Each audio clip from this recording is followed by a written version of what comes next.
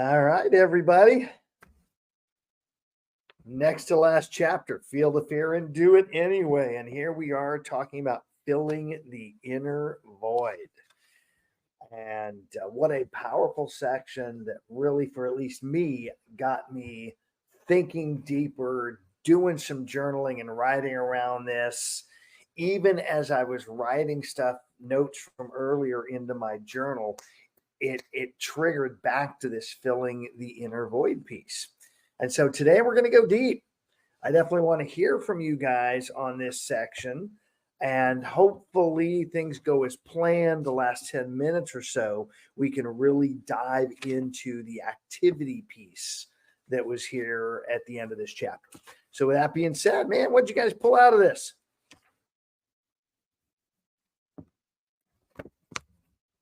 Well, I guess I'll go here, Coach, because I seem to have talked about this higher self the last decade, where I'm constantly learning more about the chatter. I like how it just names it here, that chatterbox, instead of saying it.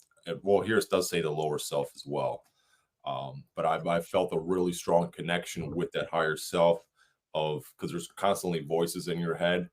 And there's always positive ones and negative ones. And knowing what the difference is the key. And I think meditating, quieting the mind a bit helps with that, because the chatterbox is constant. When you meditate, it seems to clarify the messages a little bit clearer, which one is the lower self and which one is the higher self. So the way that she says, well, can you prove it? She's like, I really can't prove it, all these things, but you cannot not prove that these things work. So it was like a really cool distinction again of the difference of the higher and the lower self. Yeah, how interesting that the chatterbox always wants us to, quote, prove it. Before we'll do something, prove it. And the higher self would be in a position of disprove it. The higher self operates on faith. The higher self operates on just inner knowing, truly knowing at your core.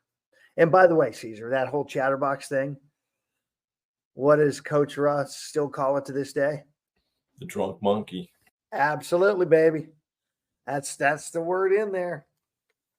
Drunk, out of control, causing havoc, building up more baggage, always working to keep you complacent rather than allowing you to unleash to the next level of success. What else you guys pull out of here?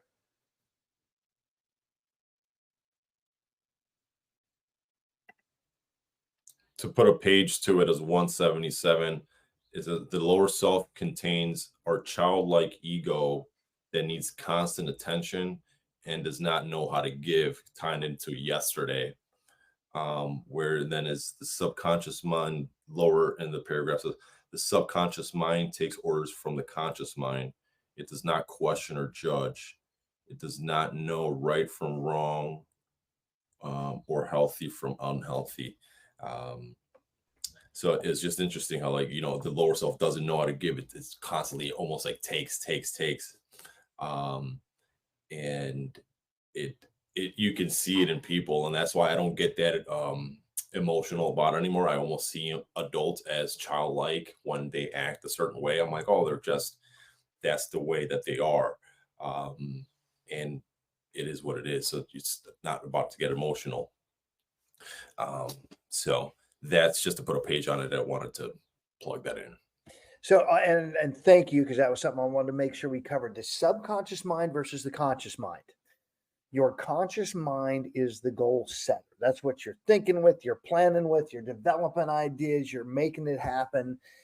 And your subconscious mind is the goal getter. It's what actually makes it happen. As he said, the subconscious mind has no filters, has no judgment, no right or wrong, good or bad, yes or no, healthy or unhealthy. It's just running the programs that you either put in or allowed to be put in. Now, here's the fun part that I always play with you guys on: the words that you use in the moment, the words that come out are your subconscious magically showing up. And it's how we can tell the programming. Even if you haven't stripped it all out, detailed, and man, I'm going to hit that here in a second. The other cool part, though, is the subconscious has no filter for what goes in. So you saying affirmations like she talks about and having good thoughts about yourself, choosing to speak aloud great things about you, even if you don't feel it in the moment, even if your conscious mind is saying, no, that's not the case, the subconscious is still taking it in and changing the programming. So I want to give you guys a great nugget on this from true authenticity, because I was going back this morning and copying out some pieces that I wanted to put in my journal. Since I was fairly busy the last 2 days, I was making sure I got my notes over into my personal journal.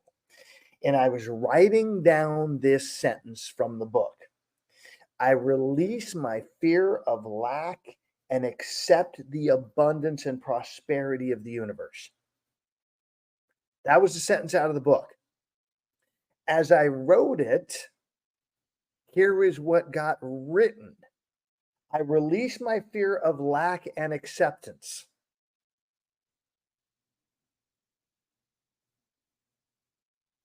And I went, whoa, where did that one come from?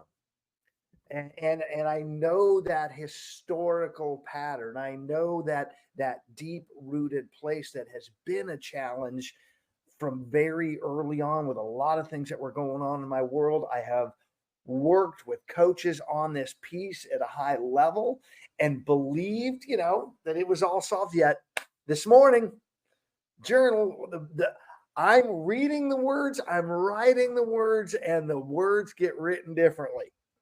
Repeat the line again that were in the book to where I release my fear of lack and accept the abundance and prosperity of the universe. And what got written was, I release my fear of lack and acceptance. So I'm going to noodle that. I'm going to journal that more today. I'm going to play in that space and make sure that, again, I am talking about how great that part of my life is. I live fairly fear-free, and I know there's still some I'm working, and I live fairly loving and feeling loved, and yet still a little bit going on in the subconscious. It's never fully done. We continue to work on these things. I don't care how long. I have been doing this work since 2013 at a very high level with some of the biggest mind ninjas I know. And it's still a work in progress. So give yourself that grace. It's still a work in progress. That being said, what else you guys have? Coach, just to clarify, you're referring to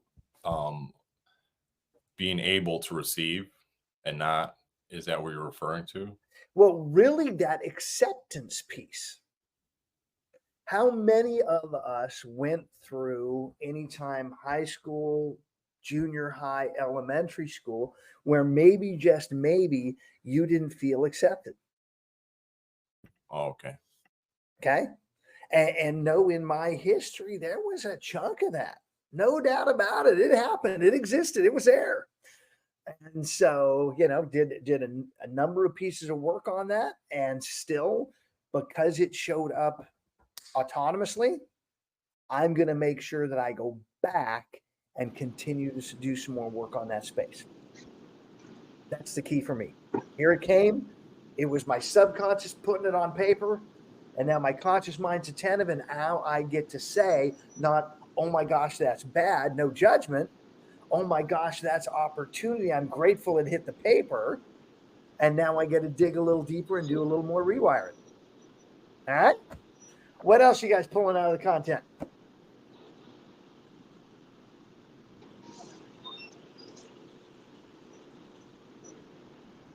Chad, I see your light go hot like you're attempting to speak. We're not catching it on this end, and we're not seeing you. Oh, I was typing it in the chat, my man, because I'm in the drive-through. So I just dropped in the chat. Anybody have anything to add? Well, yeah. You have got a word in there that's a little beyond my level of wordsmithing, which is fairly high. So I'm impressed. Now break it down for us. So in all cases, like you said in junior high, we're trying to fit in, right? Everyone can hear me okay, by the way? Yeah, you sound good.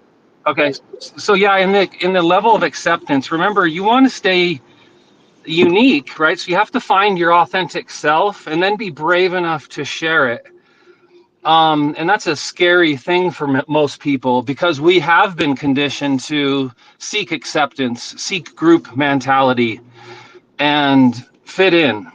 But at the same time, everyone else is looking for a unique person too to find interesting, right? There's this balance, and we talked about balance before. I know you said there's no true balance, but in the balancing of the being unique and being accepted is it's not a fall to one direction or fall to the other. You know, too unique, really, it's a lonely place.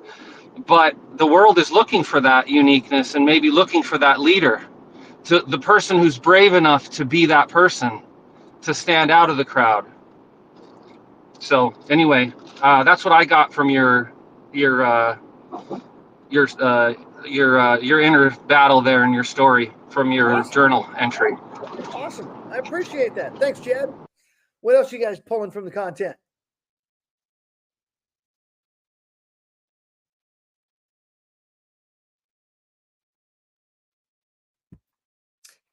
Okay, this is Jen. I on page 179. It says, anyone who's experienced the power of intuition cannot deny that something is acting on your behalf as we listen to it. By learning to trust your intuition, miracles seem to happen. And I full-heartedly believe in that. I'm a big meditator. I do a lot of meditation. And I feel like when I'm in that zone and I'm listening to my intuition, like transactions flow, people who are meant to be in my life, just everything feels seamless. And then when I, because it's like anything, sometimes I have my low times and I'm not doing that and I'm not paying attention to my intuition. And it's crazy how all of a sudden everything feels like chaos or more difficult with transactions, or like I'm trying to force stuff or try too hard. And when that starts happening, I realize I have to step back and get back into this flow of the intuition piece, because it is pretty incredible how your life changes. Here was the awesome part about this section for me, right when it started. One of the tools the subconscious mind uses to connect you with what you are looking for is your intuition. And then the next word is those strains mesh dash sages was on the next line. And so that made me go, let's go look at the history of this word, these messages that we are getting, because I love the fact that when it's split into the two parts, the etymology or whatever the heck the word is of the history of language. I'm just losing the pronunciation in my head. Stages is the second part of that.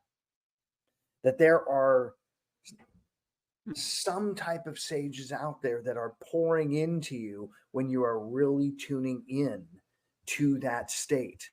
And so when I looked at the epistemology, whatever the heck it is, the Latin word is to mean message, sent, news, tidings, embassy, sending, dispatching, throwing, hurling. And then the Old English took it and tweaked it. And specific on this message was a sense of divinely inspired communication. That this intuition isn't just you speaking to you. These messages aren't just you speaking to you. They are being planted by other voices out there that are beyond our comprehension. And just think about this for a second. Every single thing in your space you're sitting in right now, everything in that moment around you, someone had an inspiration message to think of that and create that. Whatever is around you ultimately had to go back in its process to that moment of inspiration where somebody had that quote, aha. It's pretty cool. What else you guys have from the content?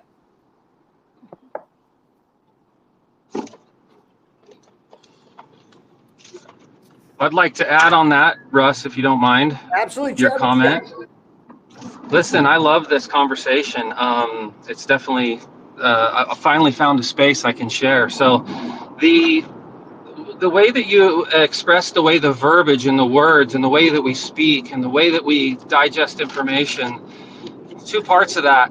Like the Native Americans, that same information is in nature. These parables with like the way the river flows and the way the wind blows and the way the trees speak and the way the birds sing. There's a message in there, right? Just like there's a message in the words. It's not the word, it's the message in the word. It's between the lines, not the line. And that's the elusive. And this is the seeking. It's the lifting under the rock or under the stone and seeking that we're doing on a regular basis. Now, here's the kicker. And like you said, these messages are being planted. And it's our intentional will to tread cautiously in the information that we digest, right? So taste it before you eat it, and then, do your due diligence before you swallow it and digest it. And that goes for everything, I think. And it's just a good practice in life because there is stuff out there that can, I've been victim of it, by the way, that can send you in a different direction.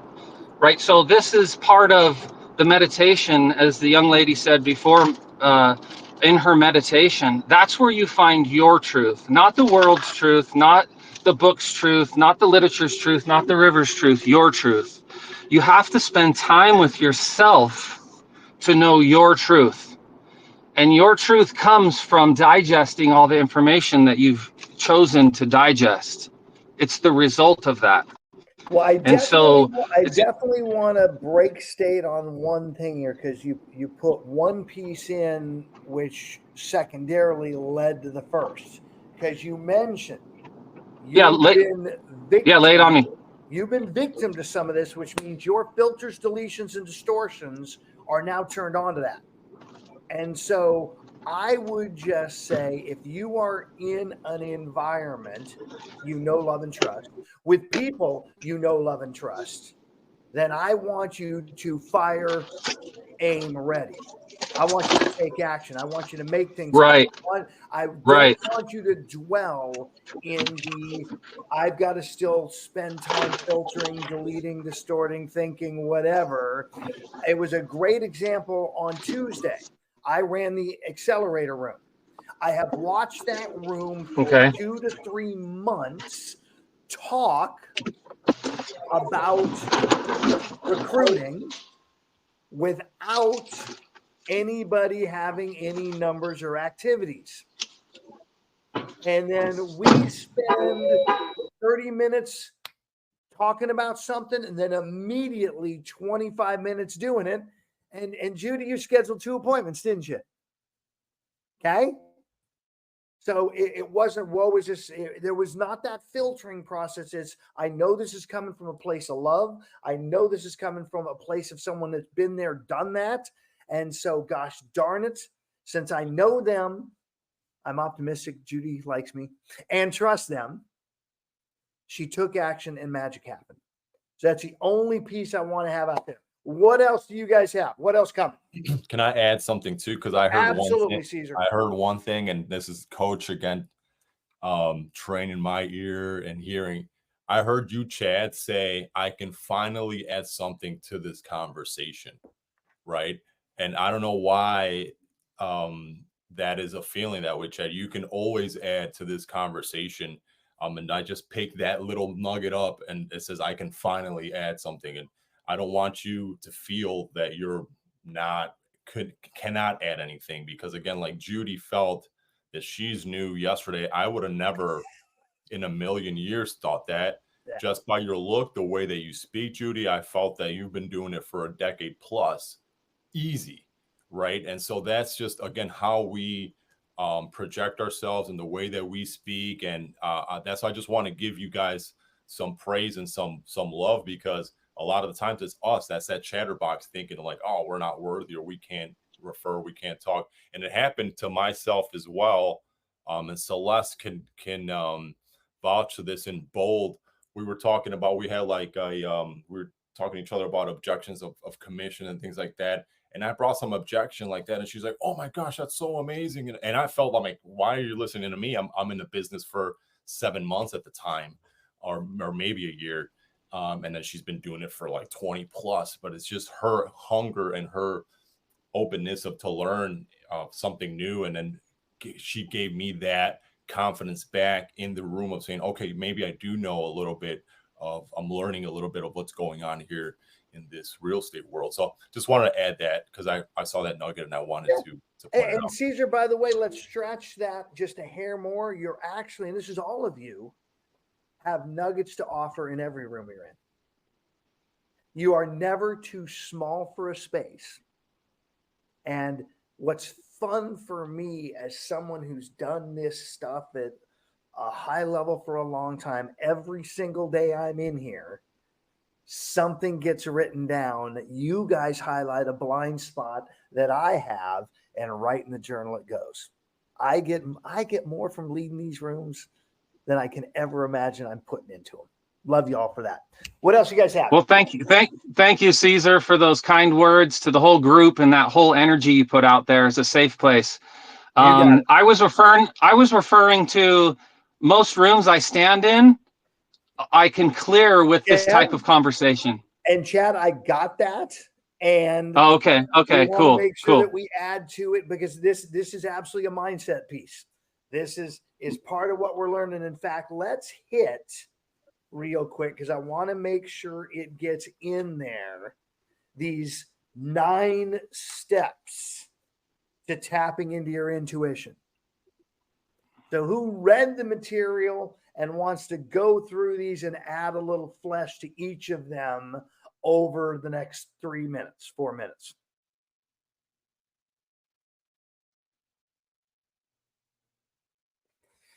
Starts on page 181, 182. Who wants to wing it and go, you know what, I'll still do it even though I didn't read it and I have the book in front of me? I'll take the first 2 and then someone else can. You go. Thanks, Caesar. So the first one says, focus on your highest good. To me, that resonates. Thinking about gratitude right away, and not thinking of your lack of what you need to do, but thinking about gratitude. And because again, we all can breathe, we all can walk. These things we take for granted, where people don't have these abilities. Number 2 is quiet the mind. I refer to this a lot when I say the meditation is just to quiet the mind just for a little bit. For dreaming, the mind's constantly active. Obviously, during the day, the mind is going crazy. So those are the 2 couple things that I feel are so important to start the day: the gratitude piece and then quieting the mind. And I'll jump on 3 and 4. I like this model you set up, Caesar. We'll do 2 at a time. Number 3, stop being a know-it-all. Flip side, start being purely open-minded. My definition of open-minded, no matter what that deep-seated belief is, you could be wrong. Whatever it is, it could be wrong, and you're willing to explore and be open to it. Because if we think we know the answers, we become rigid and unbending, as it says here. And intuition flows, yet it can't flow if you are thinking everything or anything is truly set in stone and immovable. And then number 4, create intention. Knowing what you want, what you really want, what you really, really want. Reminds me of a song somewhere. All right. That's how you're actually going to tap into this universal energy and it's going to start pulling you to those desires. Can't tell you how many times when I'm on a coaching call, a recruiting call, that I talk to somebody and say, hey, if you could wave a magic wand 5 years from now, what would your life look like? And what is the answer I almost always get?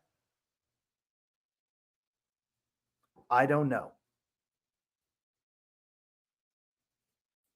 Let's get that going. Who's got number 5 and 6? Let's go. I'll do number 5 and 6. Go. Turn the question over to your subconscious mind.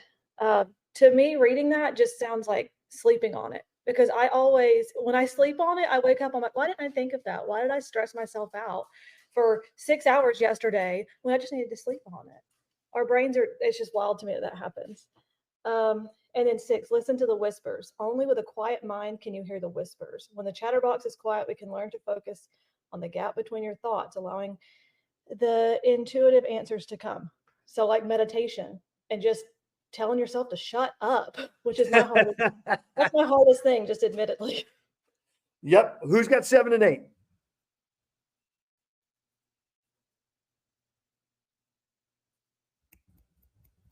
I'll take him. So 7 is take action on your intuitive thoughts. To me, that is probably the biggest one, because, you never know when is the last time you may see someone or have the opportunity to speak with them. And so when you have those thoughts of contacting somebody, reaching out, there's a reason, and we may not totally understand that at the time, but you'll never regret that you did it. I think in business as well, it can apply. If you have an idea or a thought to act on within your business, follow it, because there's probably, some unique thing that you can bring to a client or a situation. And don't analyze. This is a tough one for me. I think sometimes that's the trust piece, right?